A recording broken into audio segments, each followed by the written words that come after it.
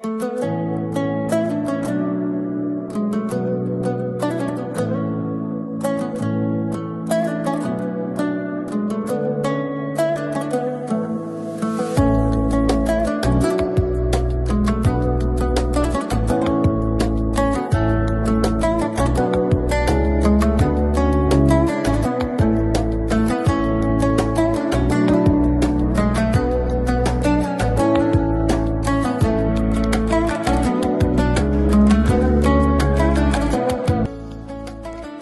আলাইকুম। আশা করি সবাই ভালো আছেন।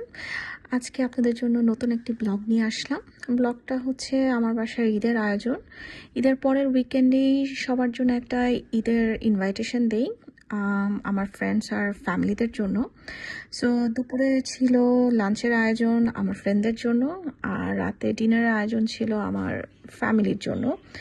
সো এবারে ঈদের আয়োজনটা যেহেতু ঈদের পরের দিন আসলে টানা 3 থেকে 4 দিন অনেক ইনভাইটেশন ছিল, আমরা অনেক বিজি ছিলাম। সো এই জন্য আমি আগের থেকেই প্ল্যানিং ছিল যে ঠিক ঈদের পরের উইকেন্ডটাতে আসলে আমি সবাইকে ইনভাইট করব, কারণ প্রত্যেকেই অনেক বিজি থাকে ঈদের সময়। সো সকাল থেকে হচ্ছে ঈদের প্রিপারেশন, লাইক আমাদের ইনভাইটেশনের প্রিপারেশন চলছিল।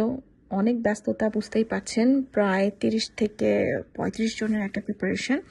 যে দেখা যাচ্ছে আমি এই যে দেখতেই পাচ্ছেন যে আমি রোস্টই রান্না করছি 2টা হাঁড়িতে। সো এভাবে অনেকজনের রান্না করাটা আসলে এখানে একটু টাফ, কারণ আমাদের অনেক প্রপার সব কিছু থাকে না। তো তারপরেও চেষ্টা করি, কারণ সব সময় তো এত মানুষকে ইনভাইট করা হয় না একসাথে। মোটামুটি 15 জন থেকে 20 জনের ইনভাইটেশনটাই আমরা সবসময় দিয়ে থাকি, আমার বাসা হয়ে থাকে। বাট কিছু কিছু ওকেশনে থাকে যে সবাইকেই আমার বলতে হয়, এবং আমিও চাই সবাই আসুক, সবার সাথে আমি সেলিব্রেট করি।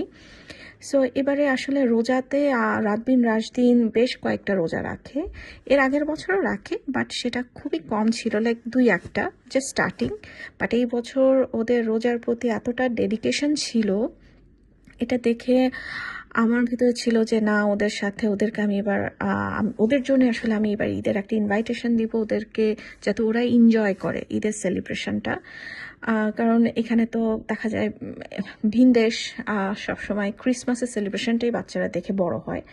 সো যাতে ওদের মধ্যে এই ফিলিংসটাও থাকে যে ঈদের সেলিব্রেশনটা আসলে কিভাবে হয়, সেই চেষ্টাই। তো মোটামুটি আমি সেই সব কিছুই আলহামদুলিল্লাহ করা হয়েছে।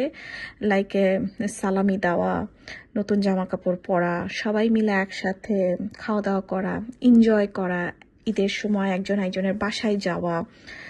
সো সব কিছুরই একটা ফিলিংস ছিল, যেহেতু রাতদিন রাতদিন বড় হচ্ছে। সো সকাল থেকেই ছিলাম আমরা ব্যস্ত, আমি আর রাসেল সকাল থেকেই প্রিপারেশন শুরু। সো মোটামুটি ঈদের আগে মানে ইনভাইটেশনের আগের দিনে আসলে আমি সব কিছুই রান্না করে ফেলি। তারপরও দেখা যায় প্রোগ্রামের দিন কিছু না কিছু অনেক কিছুই থেকে যায়, আসলে ক্লিনিংয়ের ব্যাপার থাকে, প্রেজেন্টেশনের ব্যাপার থাকে। সো যদিও মনে হচ্ছিল যে না, অলমোস্ট সব কিছুই ডান করে ফেলি আগের দিন, বা তারপর যখন প্রোগ্রামের দিন দেখা যাচ্ছিল যে আমরা এতটাই ব্যস্ত হয়ে পড়ি যে আমরা সব কিছু প্রিপারেশন করা, তারপর গুছানো, মানে আমার মনে হচ্ছিল যে আমরা লাঞ্চের মধ্যে সব কিছু করতে পারবো কিনা। তো দেখা যায় যে সবাই কিছু কিছু গেস্ট চলেও আসে, বাট ওই সময়ও দেখা যায় আমরা প্রিপারেশন করছিলাম। সো লাইক আমি এরপরও ধরেন ডেজার্ট এগুলো তো করি, তারপরে আবার দেখা যায় যেমন ডেজার্টের মধ্যে আমি 3-4টা ডেজার্ট রাখি, মিষ্টি রেখেছিলাম। তারপরে এই যে আপনারা দেখতে পাচ্ছেন যে পোলাও, রোস্ট, তারপরে আমি এখানে রোস্টটা আসলে সবাই খেয়ে খুবই প্রশংসা করেছিল।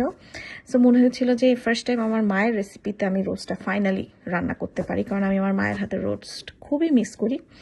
আর আমার মায়ের হাতের এই ভেজিটেবল, এটাও আমার আম্মুর রেসিপি, আমার আম্মু সবসময় এভাবেই রান্না করে। তারপরে তো ডিমের কোরমা, আসলে কিছু মিষ্টি টাইপের আইটেম রাখতে হয় বাচ্চাদের জন্য, যেমন এই যে চিংড়ি মালাইকারি, যাতে, কারণ বাচ্চারা তো এখানে সব কিছু খেতে পারে না। আর এটা ছিল একটা চিকেনের কড়াই। সো আমি ভেবেছিলাম চিকেন করার জন্য আমি একটু নান এনে রাখবো, কিন্তু দেখা যায় এতগুলো আইটেম ছিল, তখন রাসেল বললো যে নানটা হলে দেখা যাবে সবাই অন্য কিছু খেতে পারবে না। সো সবাই নিজেদের মতো সেলফ সার্ভ সবাই নিয়ে খাচ্ছে। খাওয়া দাওয়ার পরে দেখা যায় আমার উপরে চলে যায় সবাই, যে আড্ডা শুরু, কারণ এটাই হয় আমাদের। এরপর আড্ডার পরে আড্ডার মাঝখানেই দেখা যায়, কারণ আমাদের অনেক ভাই আপুরা আছে যারা খুবই সুন্দর চমৎকার গান গাইতে পারে। সো আমাদের রিকোয়েস্টে তানভীর ভাই আমাদেরকে অনেকগুলো গান গেয়ে শোনায়।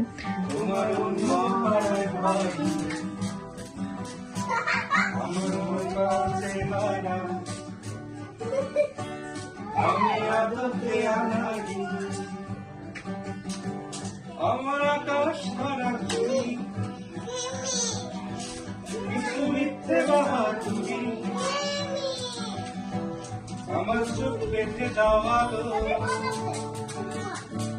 তাও শান্ত শীতল পাখি মানে না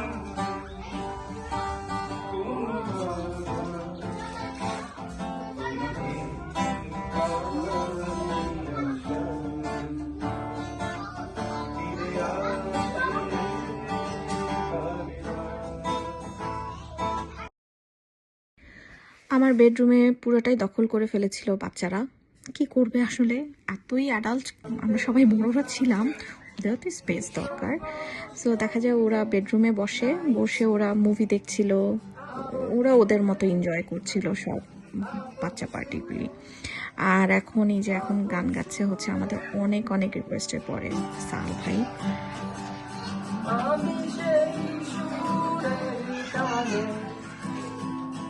ছুটে চলেছি তার পানে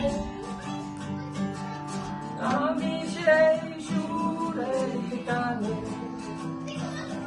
ছুটে চলেছি তার পানে তো ভাগে ভাগ করুণা হৃদয় কিন্তু একটা সারপ্রাইজ প্যাকেজ ছিল নিতু আপু। আমার আইডিয়াই ছিল না আপু এত সুন্দর গান গায়। সো অনেক রিকোয়েস্টের পর যখন আপু গাতে স্টার্ট করে, আসলেই আমরা প্লিজড, আমরা সারপ্রাইজড, লাইক এত চমৎকার গান গায় আপু। সো আপনারা নিশ্চয়ই শুনতেই পাচ্ছেন, দেখতেই পাচ্ছেন আপুর গানের গলা। ইনশাল্লাহ ফিউচারে আপনারা আরো অনেক আপুর গান শুনতে পাবেন। You will know that I have come. You have heard the whistle blow 100 miles. 100 miles, 100 miles, 100 miles, 100 miles. You can hear the whistle blow 100 miles. ছাড়লাম ঘর আমি ছাড়লাম ভালোবাসায় আমার নিচে পাহাড়, পারলো না কিছুতেই তোমার কলকাতা আমাকে ভুলিয়ে দিতে।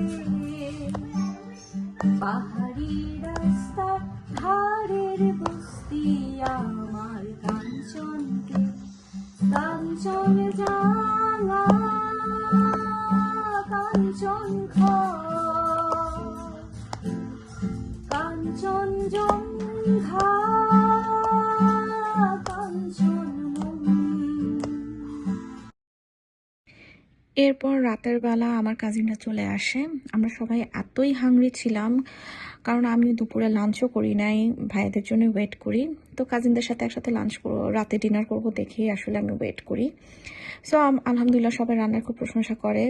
আমার প্রোগ্রামটা আসলে আমরা সবাই খুব এনজয় করে, আমার ছেলেরা তো রাত দিন রাত দিন তো খুব এনজয় করেছে। সো সবারকে অনেক অনেক ধন্যবাদ আসার জন্য। আশা করি আবার নতুন ব্লগে দেখা হবে। আল্লাহ হাফেজ।